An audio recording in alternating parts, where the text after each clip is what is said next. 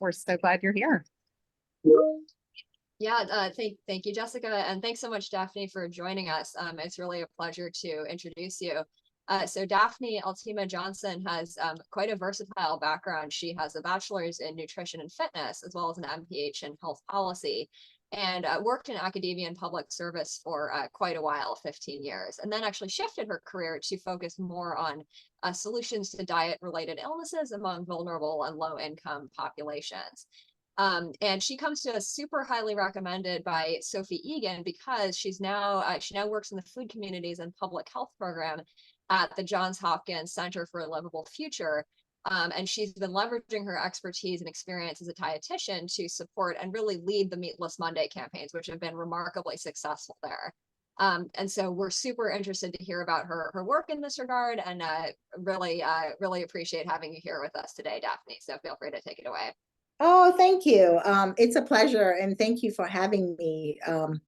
I've worked with Sophie quite a bit, and she's like a fave of mine. She's just such a beautiful human to work with. So appreciate the opportunity. Appreciate, you guys honestly allowing me to speak with you guys about something probably you guys, are very familiar with, but just a different angle, how we've been so successful at doing it, particularly at John Hopkins. So I won't tell you about myself because, Jessica did Maya did such an awesome job at introducing me. So that, know that I've been with the center for almost 5 years now. And it's really have been such a joy to work with Sustainable Healthy Diets, Meatless Monday, but also looking at it from a completely different lens, which is public health, looking at the food system as a whole, which as a dietitian, sometimes we really don't get to do.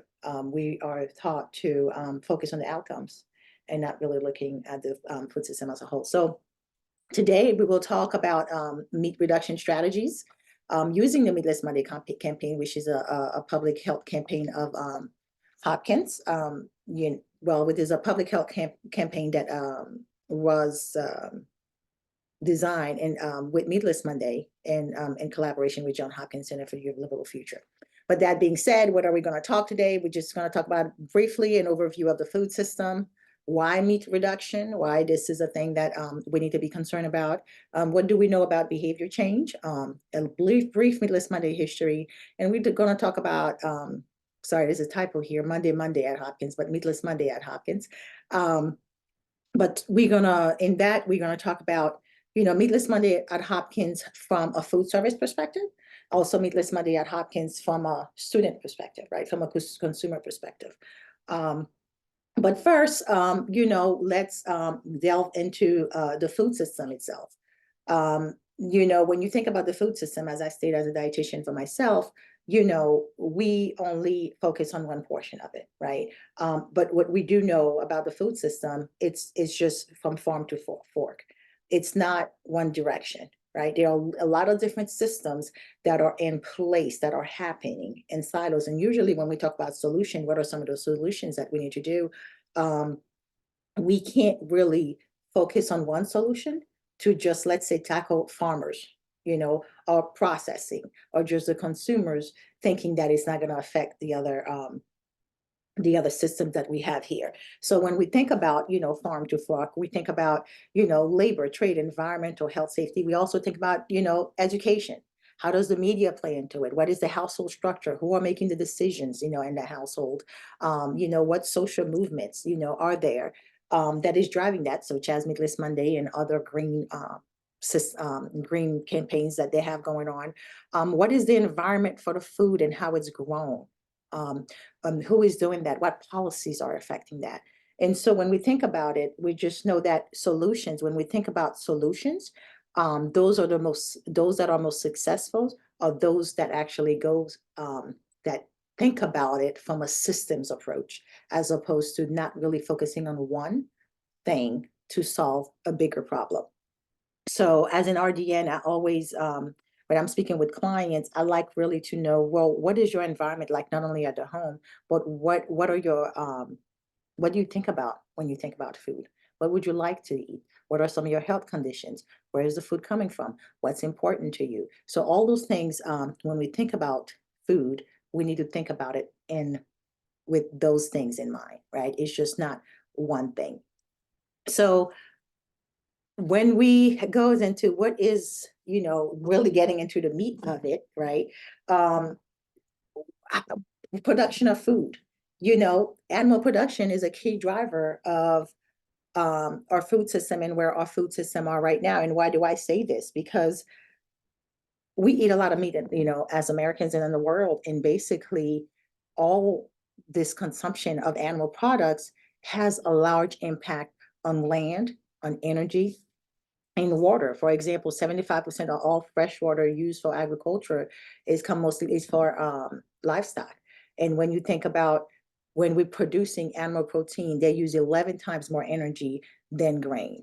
And so, and when you think about the world's land, agricultural land, it's used for animal and feed. So when we think about, you know, our food system and how our food are produced in agriculture and that contribution to climate and what we have is that, you know, as we are moving from us of a society that's moving more towards consuming more animal products, that itself, you know, is affecting our land, is us affecting our environment.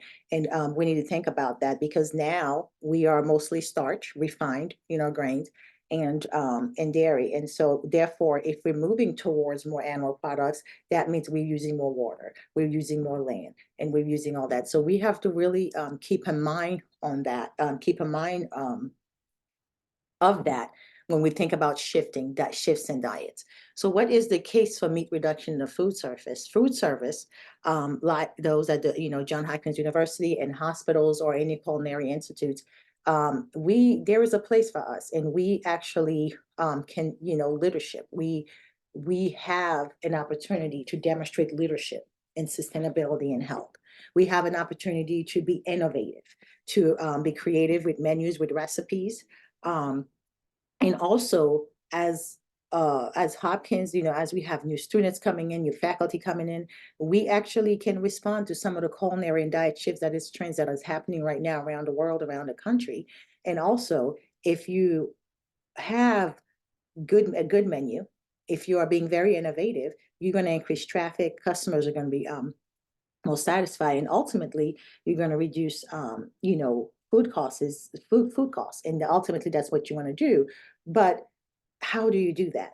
You know, how do you get the buy-in? And we'll go about that. I don't have to say this again. Just to paint the picture is that, you know, dietary patterns in the US influence how food is produced, right?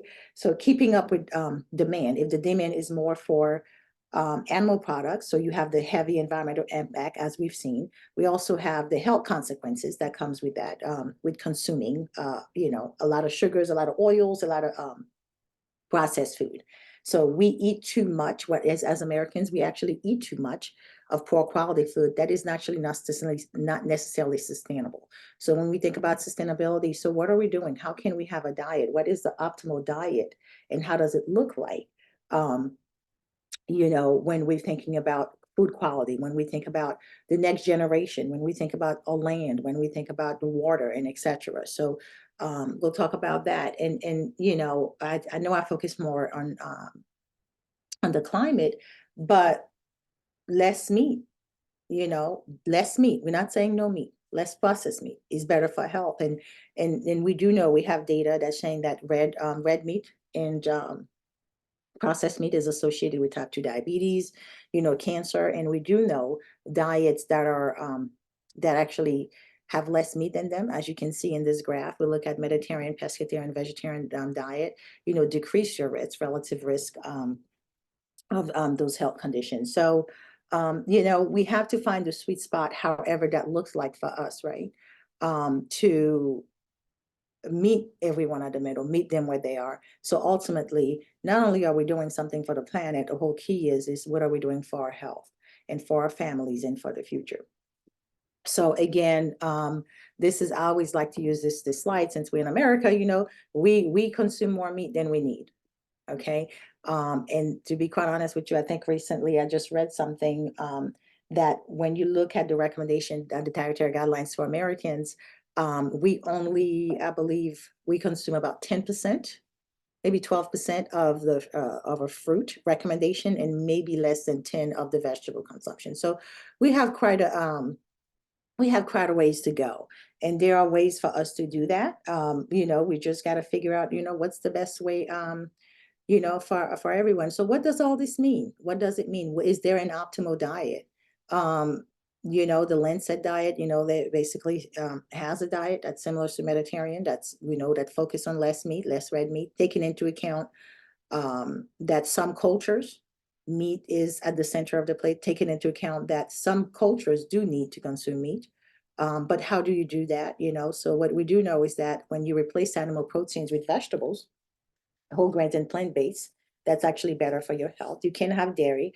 I will be the first one to tell you, I'm not going to tell anybody to not eat their cheese, because I love gourmet cheeses, and they're not great for me. My stomach doesn't like them, but I try in moderation. I do have them.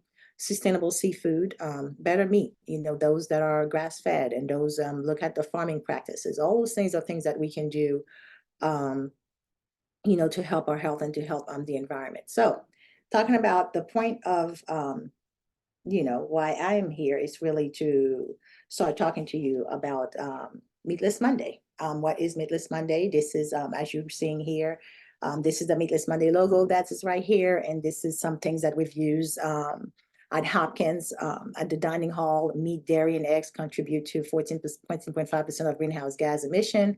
Less meat, less heat. We've done so many things. It's good for you, good for us, good for the planet. So those are the things that we've done. But just to give you a brief history about Meatless Monday, it is a nonprofit initiative of the Monday campaign, which is out in New York, that it begins in 2003, and it began association with Johns Hopkins, the School of Public Health, with a simple message of 1 day a week, cut out meat. And it seeks to reduce the prevalence of illnesses and environmental impacts with meat production and excessive meat consumption. The initiative itself, one of the reasons that we are proud, Johns Hopkins, our center served as a scientific advisor to the campaign. And the whole idea is that the initiative is based on research. It's showing that Monday is the most common day to start and continue to build a healthy behavior. And also, Meatless Monday does not promote, does not say anything on their social media, any public report that I put, without it being backed by us, without us basically saying that, no, this is not, backed by research, this is backed by research. It has grown, honestly, into a big global movement where individuals, hospitals, schools, I know you guys may have seen that New York, it's in all New York public schools now, restaurants around the US, we have celebrities that have done them. It's just everywhere. And I believe LA, San Francisco, school systems, some of them have that as well. It's a big global movement that it has grown into. And it began with that one message, and it's why we do it. And so how did it start though, when you actually think about it? It's Sid Lerner. If you don't know who Sid Lerner is, he is an advertisement guru out in New York. And he was inspired to do it because of Meatless Day in World War I and II. And I won't go into that, but that's something that they did. He said, well, and at that point for him, he was concerned about his health because he was recently put on a statin. And at the time, everyone was talking about fat and cholesterol. So you think about, early 2000, they were talking about fat in the diet. And then US Surgeon General at that time said Americans were eating 15% of what we ought to be eating, and as it relates to saturated fats. And so he thought to himself, well, as you guys know, saturated fat increases your risk of heart disease, cancer, strokes, diabetes. He said, well, 15% of 21 meals, right? So if you eat 3 meals a day, 7 days a week, so what would happen? 15% of that is 3 meals. What would happen if you went meatless, 1 day a week? And that's really how Meatless Monday began. And why Monday? Studies have shown that Monday is the best way to begin healthier habits. Like there is this surge that says, so 57% say that they intend to eat healthier on Mondays. And when you look at the other things that you would like to start in the end of the week, so you'll see start a stress management routine, eat healthier, start a diet, start an exercise, all of those things were likely to begin on a Monday. So that's why Monday was chosen. And so that's it. It's really really not much. And I won't go into this because we know why Meatless, you know, why we're doing it. But why study it? You know, why do we study it? Why do we talk about it? It's longstanding, right? It's 20 years this year. It's very recognizable. Like I talk about, Beyonce have done it, Paul McCartney have done it. We have so many other entities. I know Oprah Winfrey have done it. It's just everywhere. And so it have this longstanding commitment to health and sustainability. And it connects with some people, some consumers' values, right? If you value animal welfare, if you value your health. So there's that little connection. It promotes healthy habits. It meets demand for more choices of plant-based dishes. It fosters collaboration with, you know, this case, you know, with your center, with our center, with policy individuals, with you know, you name it, it foster. But with diet, like when you think about chefs, a lot of times we're not going to chef to saying, how can we make this happen? So this collaboration, as we know, is very important. It stimulates culinary innovation. We so use chefs are taught to cook animal protein. So it's innovative for them to think, okay, how can I prepare this bok choy? How can I prepare this vegetable dish in a way that is similar for my clientele? It's most studies and resource, best practices, free resources and implementation. All of that is at your disposal. And also, we do know that it's globally, it's in 40 countries right now. So, and it's easy, right? It calls attention on a weekly basis. And that's why we do it. That's why we study it. So shifting actually into, I'm going to stop right here just because, let me see, before I get into, you know, a little bit talking about behavior changes a little bit, do we have any questions? Let's see. Daphne, Daphne, we do have a few questions about your early graphs, but they're not about Meatless Monday. Maybe you want to go ahead about Meatless Monday, and then we can come back to those. Okay, cool beans. Okay, cool. Okay, nope, that's good. So I'll go quickly though, so we can actually get into Meatless Monday. So, you know, we always think about, you know, behavior changes, you know, how does it actually work?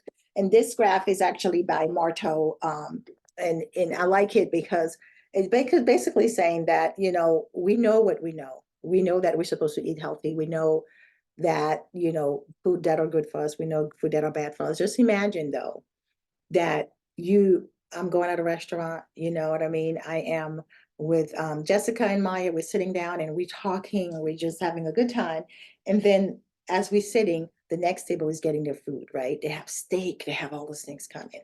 Automatically, we knew what we wanted to eat because we selected this restaurant.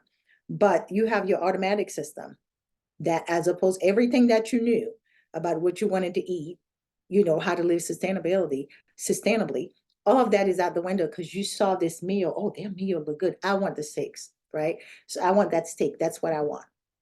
So we don't understand that over time, though, if we don't have new associations to associate, you know, this type of eating, like knowing that the values or belief, this is what I'm doing, that associate that so we can actually, our habits is not to look what the environment is doing, is what we know is right for us. Until we have that, we continuously, an automatic system rather than the reflective system is, you know, it's what's on that's what's controlling our decision. And it happens so quickly, we're not even aware that's what's happening. And so think about that as well. If you really want, you know, your environmental cues, you know, have a greater effect on your behavior, unless you create some positive associations, right? That can actually get you to think about, you know, well, intentively, no, this is actually what I want to do because this is better for me. And therefore influence your behavior. But to do that, we need to actually, when we make our choices, they need to become habitual. Once they become habitual, and then we know. But for now, we know that oftentimes, and they're very quickly, that our automatic system is is how we make decisions. And that's affected by our environmental cues. And so this is driving this home as it relates to Meatless Monday. And I know we love, we're an academic institution, so we love models, but this is this design, the buying funnel that we talked about, and this is really how Meatless Monday work. And if you think about it, explained, the process, there are 3 things that must be in place, right? Core motivators, simplicity factors, and behavior triggers, right? And so when you think about that, is that the consumers have to go through this funnel process, right? What is the likeliness that that they will actually pick a meatless dish, right? What are the factors that are in that? So that's how, when you think about Meatless Monday, that's how it is. It's described as a behavior prompt. So behavior prompt, right? This is targeted behavior. This is what that is. This is for Meatless Monday, 1 day a week, you get information to remind you it's Monday. So it's Meatless Day. So that's the prompt. So once you have your knowledge, right? You're very motivated. You know what you have to do, right? And it's very, your ability to do that. So the food is available to you. It's part, you go in the cafeteria, it's there. You are more likely to select that dish because in your face, as you walk in the cafeteria, right? You see a sign that said, oh, it's Meatless Monday. And then as you go in, your default is that, oh, it's simple. Oh, they have this dish I selected. So you are likely, that trigger is likely to get you to engage, to make that behavior compare to if that like spark, that trigger wasn't there. If like the prompt saying it's Meatless Monday or that sign wasn't there. So that's one thing we know. So when we going into Meatless Monday itself, right? We know different approaches get different outcomes, right? There are ways you tell people. I always tell when for menus of change, when I was talking to them, and I was telling them, one thing I've learned from being here, from doing outreach as it relates to Meatless Monday, the quickest way for me to make you not do Meatless Monday is to tell you to stop eating meat, not eat your meat. You don't do that. You don't tell people. I don't like telling people what to do. You present them with options. You connect them to education. You connect them to promotion. And you add more vegetable option. We're not removing their option. You add more options, so the default can be, something that's more that's better for them. And the outlook we look for is not necessarily for them not to eat meat at all, but it's for them to actually understand better food choices, to be able to make sustainable choices. The downside is some of them may not change, and that's okay. That's okay. We're not trying to change the whole world. We are trying to move people on this continuum to make decisions that are better for everyone, for our planet. But not all diners is going to be happy with less meat, and that's okay. Small changes are better than no changes. And as a matter of fact, a recent study that we did on Meatless Monday, looking at those that's been receiving Meatless Monday newsletter, did show that small changes over time lead to bigger impact. What that means is that those that actually started receiving a newsletter and doing Meatless Monday ended up implementing less meat and on other days of the week compared to those that weren't doing it. So we do know that Meatless Monday is an effective strategy. So Meatless Monday implementation in institutional food services. This is our dining hall at Johns Hopkins. You can see this very sign right here. It says Meatless Monday. It's on Monday. This is the wrap station. This is what you can get that's meatless. And then going into quickly 2 institutional surveys that we've done. One of them was done with Bon Appetit, which used to be, now Johns Hopkins dining is self-operated, but Bon Appetit Management Company was the one that we worked with when I started here back in 2019. They did a survey, like 17 self-identified. It was a qualitative study that basically said, we've done Meatless Monday. We conducted 16 interviews at those 12 sites in the summer of 2016. One of those there were phone interviews, and one was done in person. The other study was we piloted with 5 contacts, looking at where we had greater than 1,000 contacts from Meatless, college, K-12, healthcare, corporate. We include everyone, right? Managers, chefs, institutions, to just figure out what are the best practices, what works, what did not work, and the results are that. So one thing we do know, what do we know? What did the results show? Is that we learned that Meatless Monday itself is actually done with other meat reducing strategies. So it's not done in isolation. Maybe they want to promote more meatless options daily, so they put it in a veggie bar. So it's not like, oh, it's Meatless Monday, this is what you do. So no, they put Meatless Monday, they add items, more vegetarian items, in the veggie bar. So it's part of it, right? What they've done is they've reduced portion size. Okay. Overall sustainability, I believe one of them was, what was it? One institution said they've done green teams, like the green teams, they did different teams, and they can do the foods that were green, or they do different color codes. That's how they basically did Meatless Monday. And that was led by students, right? And but when they may have proteins, grains, so they didn't actually remove the meat option, but they added more grains options, more plant-based options with them. And so in addition to Meatless Monday, what strategies did they use in their site? So they're blending vegetable products with meat. So the blended burger was something that they've done. Their small center of the plate, so that made animal products less. Some of them said, we only just do Meatless Monday. We don't do anything else. We don't incorporate anything. We just said, we only do Meatless Monday. But only 12.5% of them did that.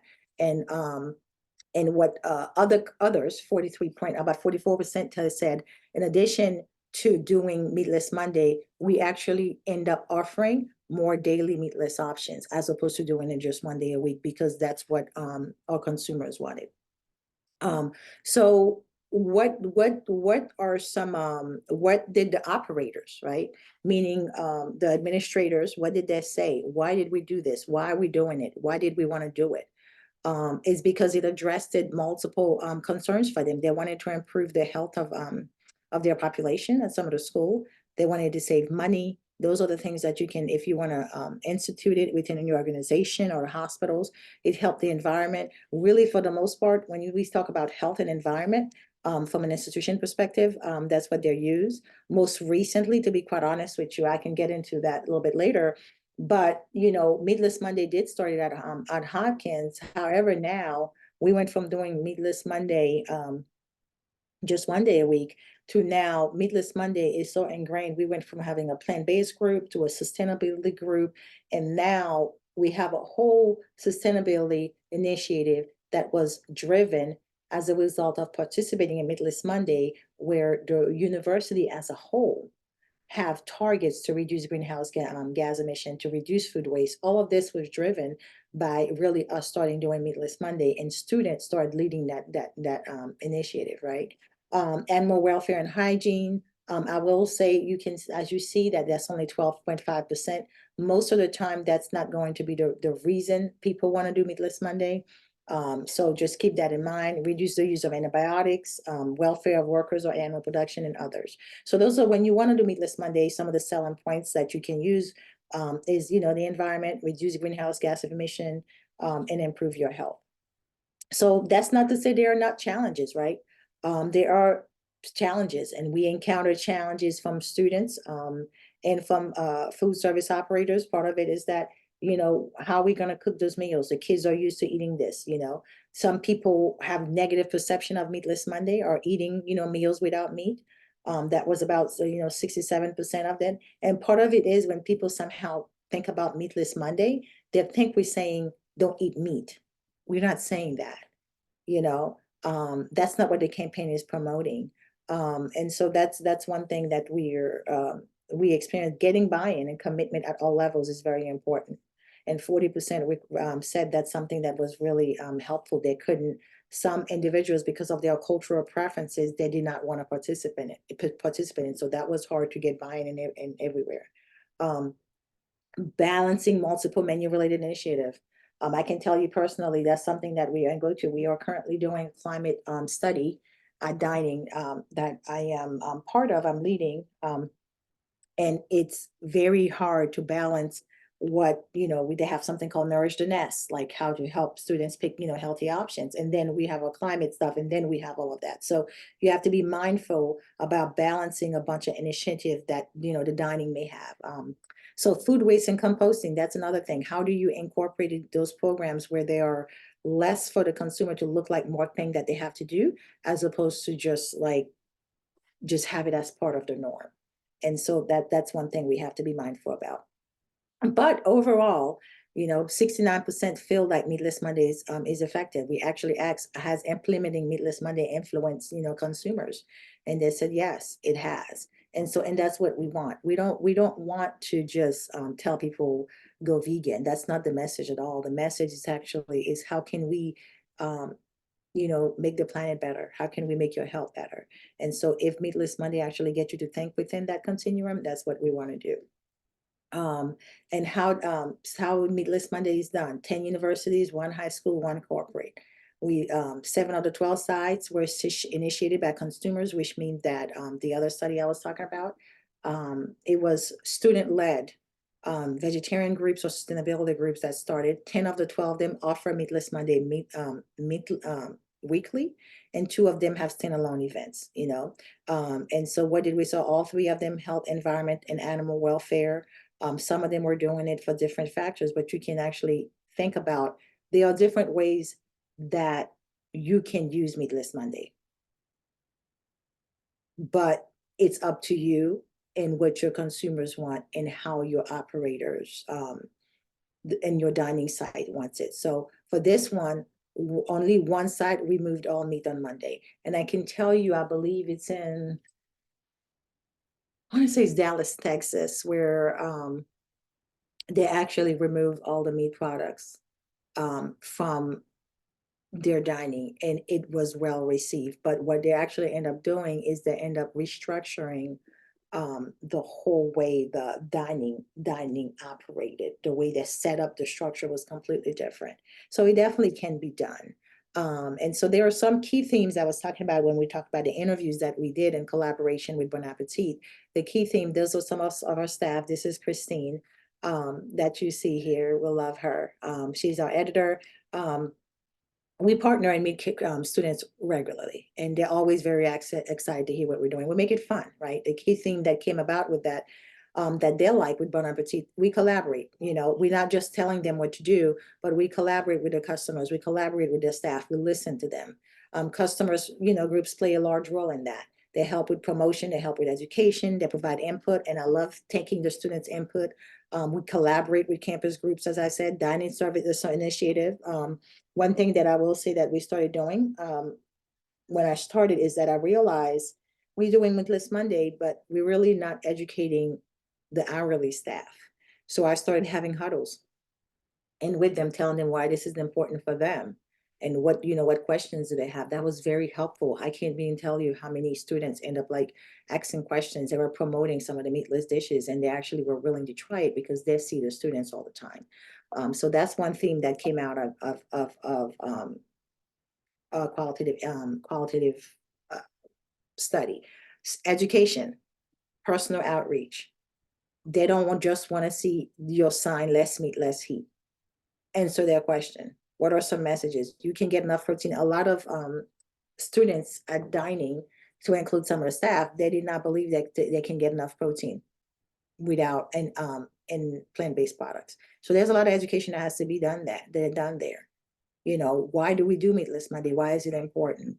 And also educating them, how can plant-based meals be delicious? Because it's not just roasting vegetables. You can actually prepare them, all the same flavors that we use in food. So all of that things have to be done at the food service level, right? Not just the students, but at the food service level to basically get their buy-in.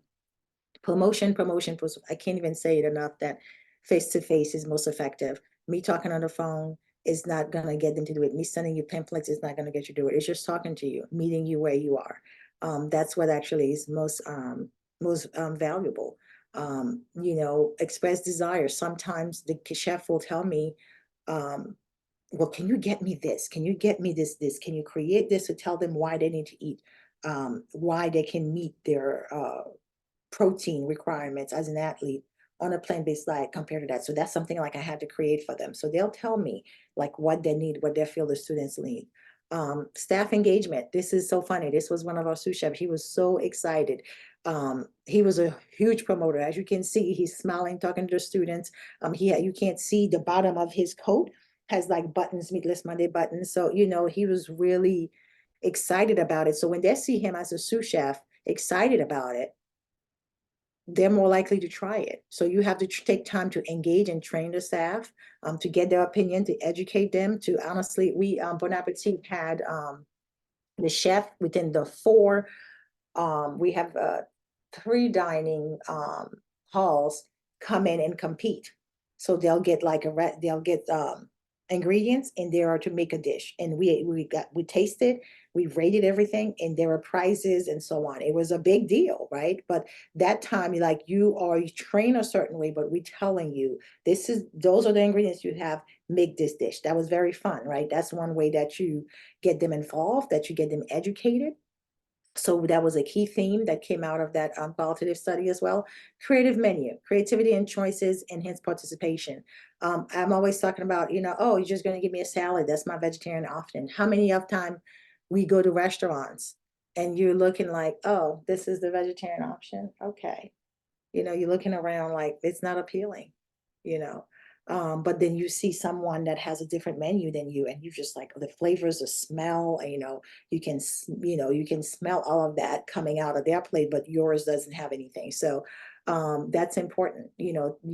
Take time to test, to perfect, to create variety, experience with other cuisine from other cultures. That's very huge. And so that's also that's one of the themes that actually came out of the study as well. So culinary keys, chef wisdom. And that's one of the chefs, as you can see, have a healthy Monday, go meatless. That's a banner that we've used in the past. They purchase quality ingredients, they provide choice. Choice is a big thing.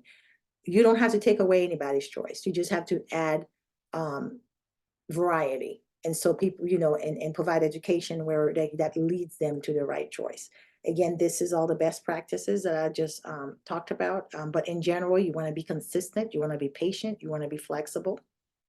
And this is an old study. So Sodexo is a study in 2012 that actually talked about Meatless Monday. What did they think about it?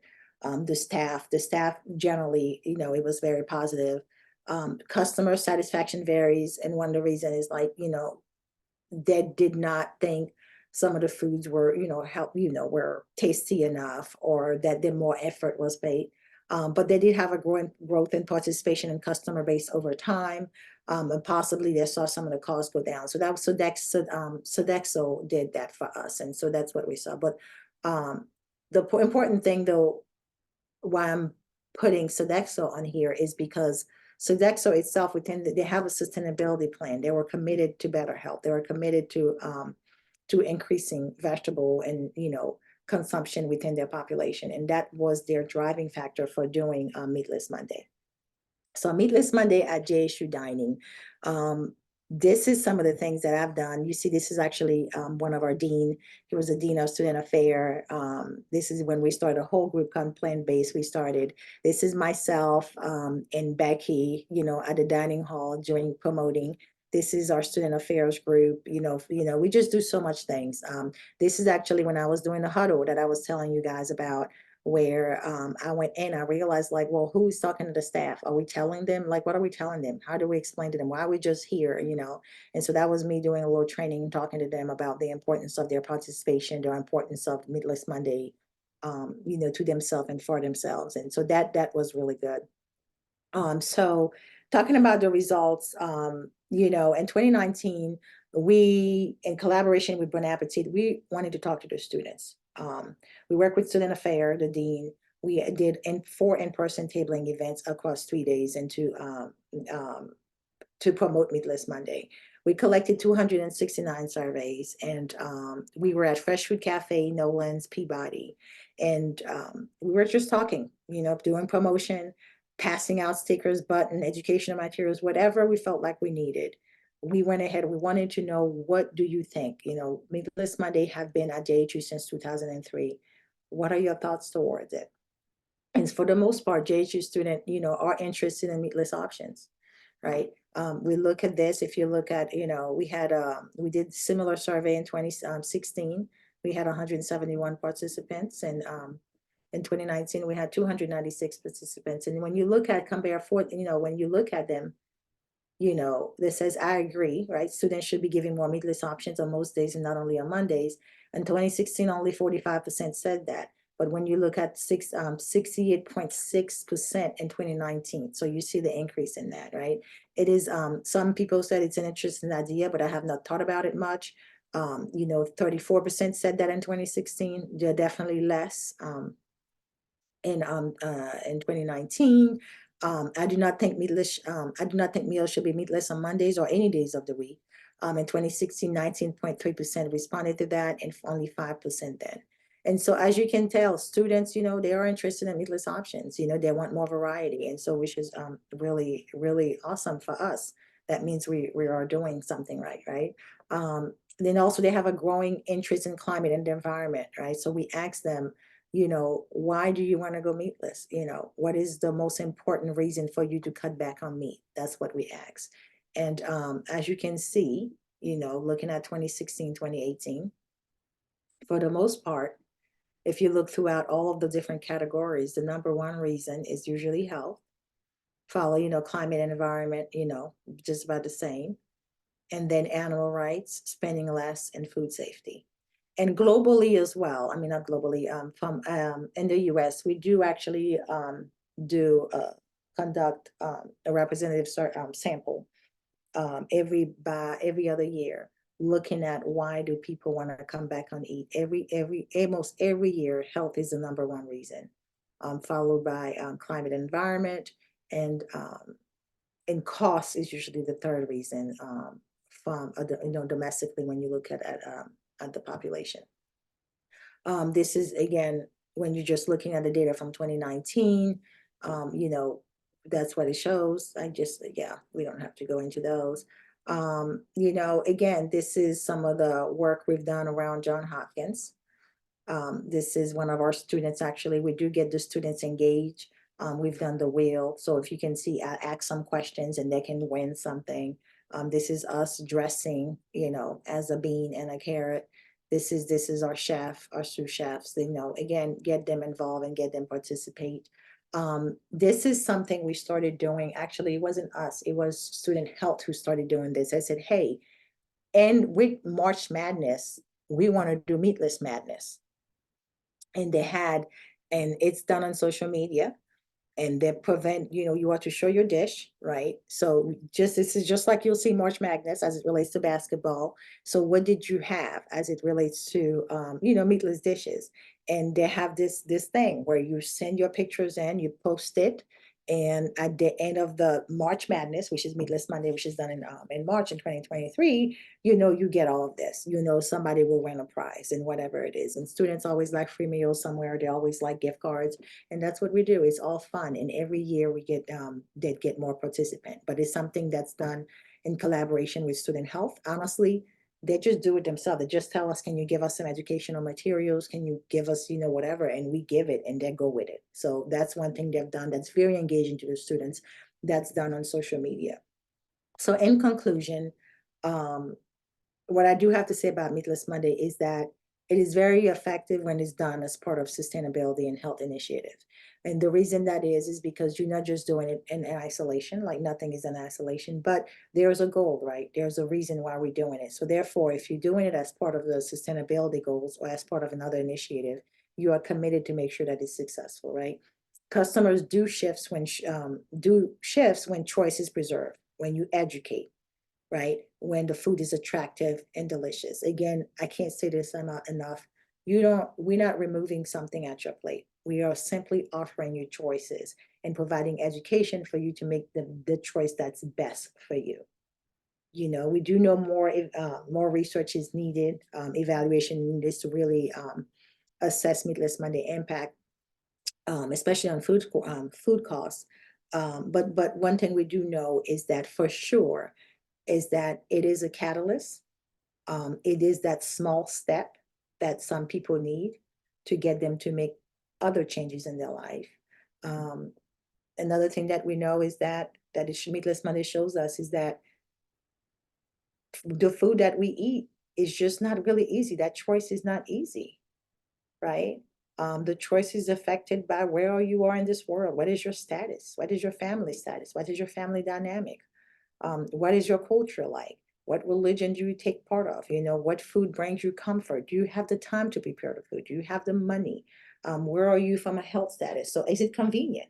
You know, I think we're seeing a lot of acceptance, especially over the last couple of years at Johns Hopkins. Part of it is because there is a national trend for us to eat healthier, right? We know the White House Hunger Initiative that just happened, you know, they're focusing on climate and food. How do we provide more sustainable foods for, you know, for our consumers, and how does that impact the climate? As I stated right now with Johns Hopkins, is we are increasing meatless options, and we are self-operating. So it's the new system for us, but now it's more ingrained in the DNA of how we operate, as opposed to it's one thing that we do on Mondays. And part of it is that I think it's a trend nationally that people generally want more options in what they eat. And that's what we're doing. And that's what we strive to do. God, I feel like, oh, I talk a long time. But I hope this was good. So yeah, that's the end. That was intriguing, Daphne. Thank you so much. And I certainly have lots of questions, but let's start with the questions from our attendees in the Q&A. Thank you again. Yeah. Yeah, thank you. That was wonderful. One of the questions was at Hopkins, has the effect of introducing alternative protein or plant-based analogs on other days been studied? Oh, I'm sorry, on meatless Mondays or on other days. So specifically, like we're like in our lab, we are, one of our interests is plant-based analogs of meat versus like nice tofu dishes or nice vegetable dishes. Like, No, have you studied? Yeah, that has not been, you know, introduced. We're still doing that, but we just kind of offer, we have not looked at that specifically, but the thing is we do offer plant-based options throughout the week, not just on Meatless Monday. You know what I mean? We do the bean burger, we do, you know, the blended burger, you know, we do those things. But we have not done, you know, if you think about the analogs that's been studied, we have not done that, no. Okay, thank you. And we also had the question, what methods did chefs use to come up with their creative plant-based menus? Do you know what the chefs did among themselves?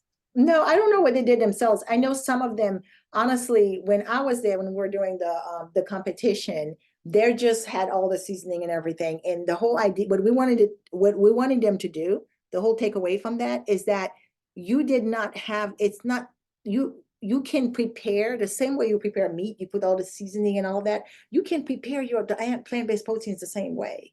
And it's just like, it was more or less of a mindset shift. You know what I mean? Like how to creatively do a mindset, you know, change the mindset. And some of them that were familiar with traveling, if they traveled, one of our chefs traveled and he was French and he's familiar with different cultural approaches. So he used that, you know, in creating menus. One thing that they did use is that they, with student affairs, they do surveys asking, you know, what do you prefer? Like, what would you like to see on the menu? And that's when they started doing like teriyaki bowls. They started doing different things. And it started affecting the way they plan their menus. And some of it can be like you offering too much of like, what was it they were offering too much of? There was some item that kept, you know, they always offer it. They said, it's not that good. Like, can you stop producing it? And so therefore the menu had to be changed, you know, for that reason. So that's, you know, with their input and also looking at production data, right? What's staying, what's not eaten, like what do we need to change? If we did something, when we did the teriyaki bowls, like they have something now called BYOB, prepare your own bowls. They have different flavors where the students themselves, they can put their bowls together. And that was one of the chefs, that's what they were doing, what they're doing. So it's more or less shifting the choice from them, you know, so the student themselves can actually prepare what they want. I hope that answered your question. Yeah. Yeah, thank you. Mhm.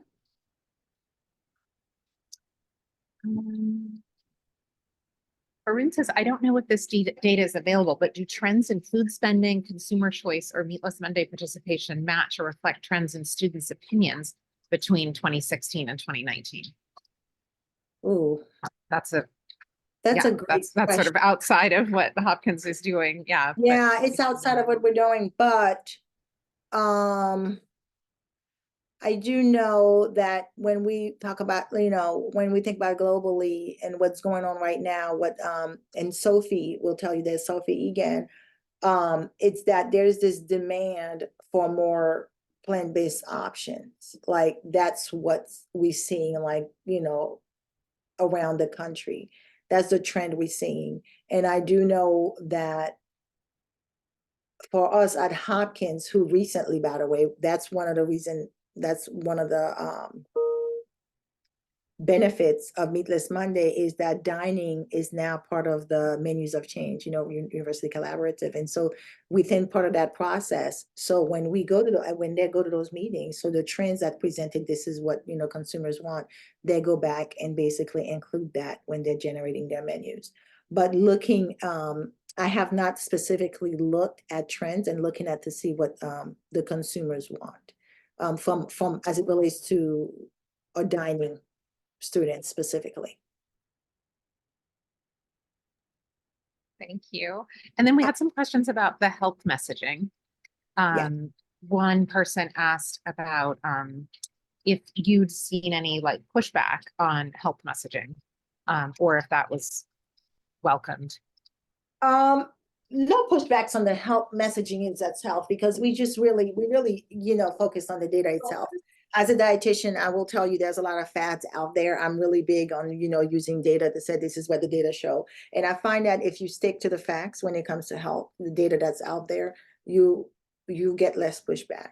The pushback we have received, I will tell you, is sometimes the students have said it's not necessarily from us, it's actually from other students that they feel, what is the word?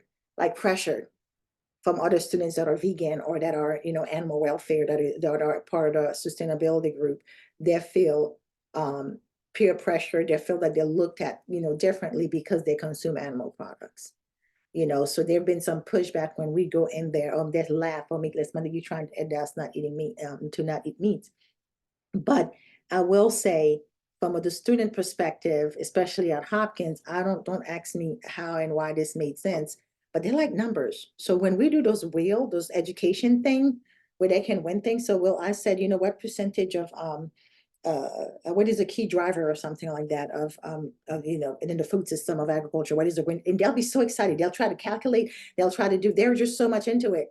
And so that engagement kind of like works to kind of get them to like, oh, tell me more about this. I didn't know I could get my protein needs that way. From a health perspective, we at the dining centers, we have not received any pushback.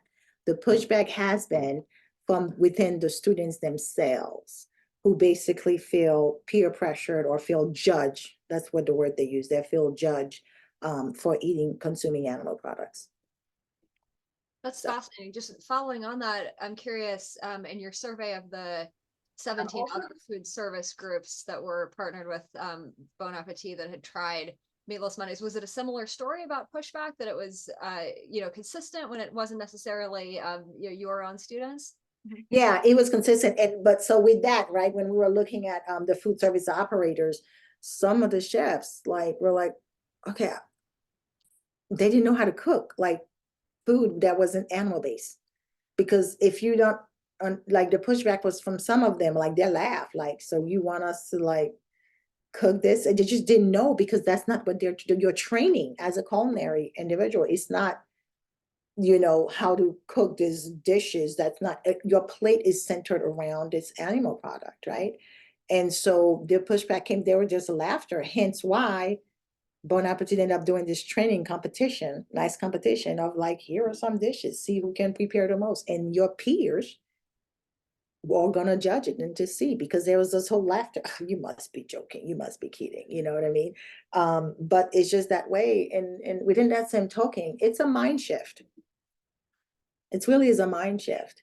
Is when you really start treating it like in every other food item, you know, it works, but it's just to get them, to train in that way. That's what it is. But like I've said, you know, you have all those, you know, Tabitha Brown, you have all these, you know, chefs, culinary individuals that are so popular and so famous and that are now going vegan, that are going plant-based, are promoting it. This fad is just, you've seen the students now like, oh, Meatless Monday. Yeah, I know this. I want to try that. It's not as much as looking at us and frowning. It's more or less like, oh, I'll try it. You know, there's more willingness, you know, to just try it. And that's honestly going back to the question about, you know, are we following the trends? We think that's why that's happening, is because there's generally more acceptance, you know, for eating plant-based, you know, diet. It's just more accepted now compared to what it used to be before.